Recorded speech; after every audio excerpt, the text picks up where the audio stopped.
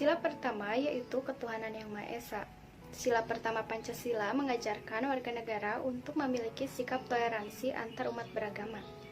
Membebaskan warga negara untuk memeluk agama sesuai dengan agama yang diyakininya. Tidak boleh ada yang memaksa seseorang memeluk suatu agama tertentu. Dan mengajarkan warga negara untuk hidup rukun walau berbeda agama. Nilai kepercayaan berarti percaya adanya Tuhan. Nilai ketakwaan berarti bertakwa dan menjalankan kewajiban agama kepada Tuhan yang Maha Esa. Kebebasan memeluk agama adalah salah satu hak yang paling asasi di antara hak-hak yang paling asasi. Sebab kebebasan agama itu langsung bersumber kepada martabat manusia sebagai makhluk Tuhan. Adapun salah satu contoh dari penerapan sila ke-1, yaitu meyakini adanya Tuhan yang Maha Esa dan menghormati agama orang lain. Sila kedua Pancasila, kemanusiaan yang adil dan beradab. Sebagai manusia, sudah selayaknya dapat manusiakan manusia lain. Begitupun dengan Pancasila yang mengajarkan tentang hal itu. Dalam hal ini, tidak perlu langsung melakukan pada hal yang besar. Cukup mulai pada hal yang kecil yang ada di kehidupan sehari-hari, seperti bergotong royong, membantu tetangga yang kesusahan, dan berbagi dengan sesama. Meskipun terlihat cukup mudah atau sederhana, namun pada kenyataannya ini cukup sulit untuk dilakukan. Maka dari itu, marilah kita tingkatkan kesadaran kita terhadap masyarakat agar nilai kemanusiaan ini tetap terjaga dan tetap lestari. Dilansir dari tirta.id, pengamalan sila ketiga Pancasila, yakni Persatuan Indonesia, memuat isi, nilai-nilai, serta penjelasan yang relevan dengan kondisi bangsa Indonesia yang majemuk. Beberapa butir pengamalan dari sila ketiga Pancasila ini diantaranya: yang pertama, menempatkan persatuan dan kesatuan serta kepentingan bangsa dan negara di atas kepentingan pribadi maupun golongan. Yang kedua, sanggup dan rela berkorban untuk kepentingan bangsa dan negara apabila diperlukan. Yang ketiga, memiliki rasa cinta tanah air yang tinggi. Keempat, memiliki rasa bangga dalam berbangsa dan bertanah air Indonesia. Kelima, memelihara ketertiban dunia yang berlandaskan kepada kemerdekaan, perdamaian abadi, dan keadilan sosial sebagaimana diungkapkan dalam pembukaan UUD 1945. Keenam, mengembangkan persatuan Indonesia berdasarkan Bhinneka Tunggal Ika. Ketujuh, mengembangkan pergaulan yang sehat demi terciptanya persatuan dan kesatuan bangsa Indonesia.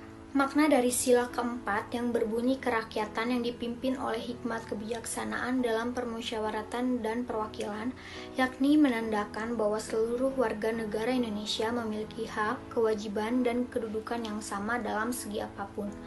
Pada sila keempat ini, nilai-nilai yang ditonjolkan yaitu pertama, musyawarah. Dalam musyawarah ini tentunya semua keputusan yang telah diambil harus mengedepankan kepentingan juga kebaikan bersama. Yang kedua yaitu menghargai pendapat orang lain juga semua keputusan. Dan yang terakhir yaitu demokrasi.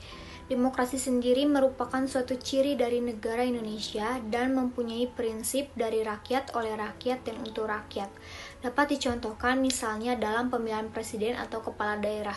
Semuanya berasal dari suara rakyat, dan nantinya presiden atau kepala daerah yang terpilih wajib melaksanakan tugasnya untuk mengayomi rakyatnya. Sila kelima adalah satu-satunya sila dalam Pancasila yang dilukiskan dalam pembukaan Undang-Undang Dasar tahun 1945 dengan menggunakan kata kerja mewujudkan suatu keadilan sosial bagi seluruh rakyat Indonesia.